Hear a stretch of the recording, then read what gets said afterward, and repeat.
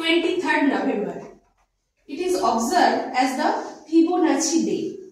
in the memory of world famous Italian mathematician Leonardo Fibonacci, and he is the base for the Fibonacci sequence. So what is the Fibonacci sequence? 0, 1,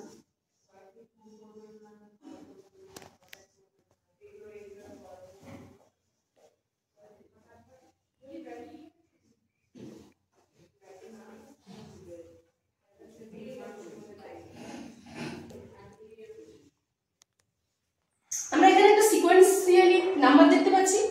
0 1 1 2 এই নাম্বারটা কিভাবে আসছে Fibonacci সিকোয়েন্সটা কি a list of numbers where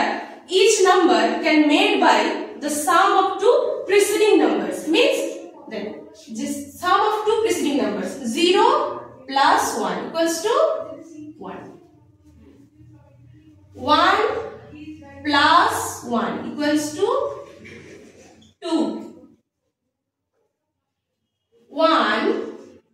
plus 2 equals to 3 তাহলে দেখো প্রথম দুটো number সব সময় কি করে যোগ করে পাচ্ছ কি লাস্ট নাম্বারটা 5 সেম দেখো এভাবে 3 plus 5 equals to 8 হচ্ছে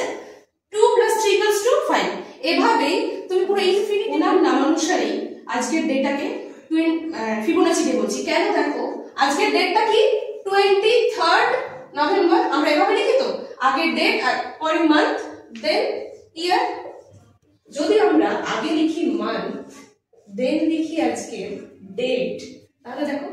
11 and 23 পাচ্ছ 1 1 2 3 হ্যাঁ যেখানে কি 1 plus 1 equals to 2 আবার 1 plus 2 equals to 3 তাহলে কি এটা ফিবোনাচি সিকোয়েন্সের মধ্যে পড়ছে তো that day is a Fibonacci day. This is a 23rd November. ডেটাকে আমরা ফিবোনাচি ডে বলছি 23rd November কে দেখো ফিবোনাচি সিকোয়েন্সটা কিভাবে আসছে 0 1 প্লাস করলে 1 আবার 1 1 প্লাস করলে 2 1 প্লাস 2 করলে 3 যেটা আসছে কি 11 এবং 23 আজকের ডেটের মধ্যে পড়ছে 23rd November সেই জন্য 23rd নভেম্বরকে আমরা বলছি